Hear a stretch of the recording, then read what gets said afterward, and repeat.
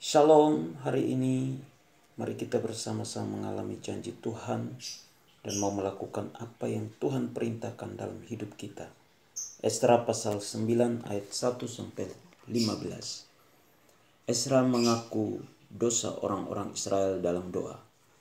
Sesudah semuanya itu terlaksana, datanglah para pemuka mendekati aku dan berkata, orang-orang Israel awam, para imam dan orang-orang Lewi tidak memisahkan diri dari penduduk negeri dengan segala kekejiannya, yakni dari orang Kanaan, orang Het, orang Feris, orang Yebus, orang Amon, orang Moab, orang Mesir, dan orang Amori.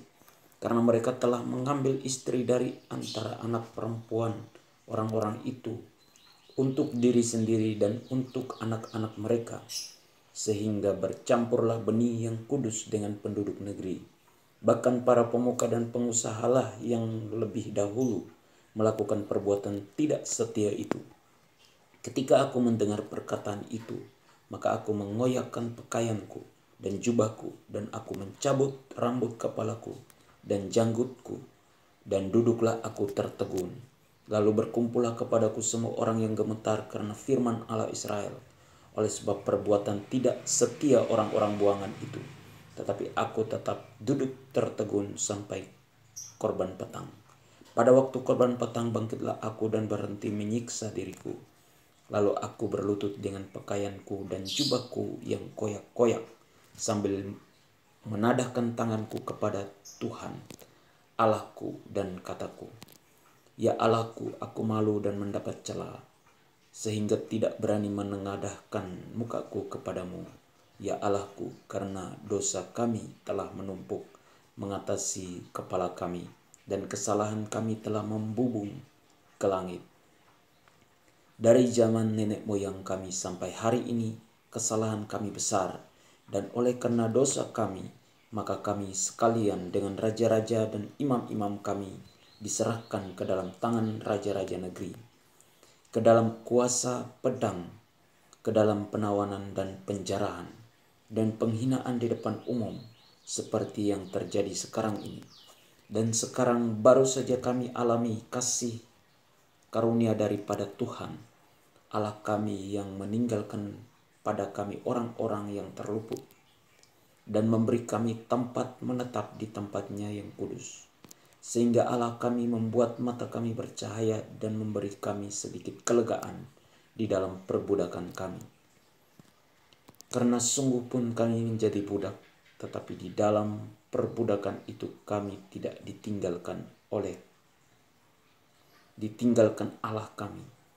Ia membuat kami disayangi oleh raja-raja negeri Persia, sehingga kami mendapat kelegaan untuk membangun rumah Allah kami dan menegakkan kembali reruntuhannya, dan diberi tembok pelindung di Yehuda dan di Yerusalem.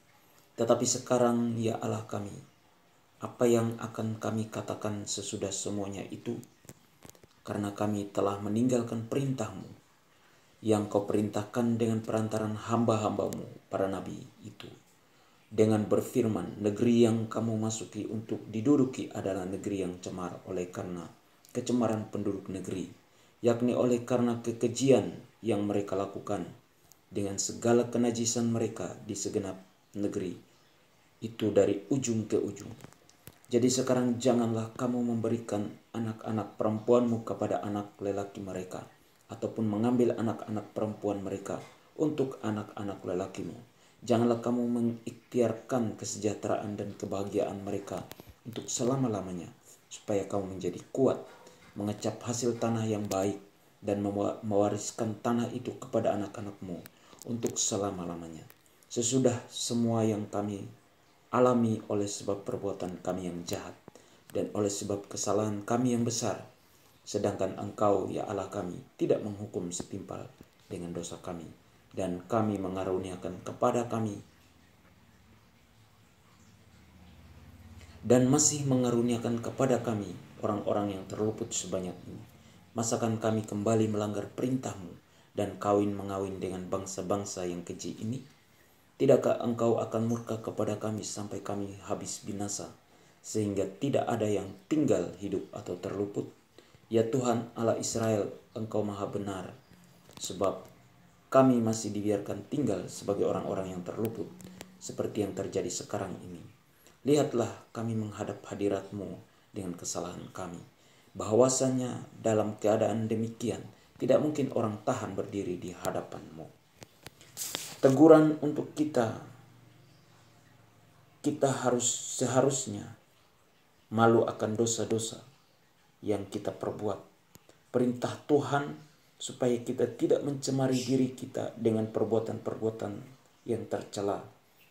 Janji Tuhan untuk kita, yaitu kasih karunia Tuhan selalu menaungi kehidupan kita dan memberikan kelegaan di dalam kesesakan. Amin. Tuhan Yesus memberkati.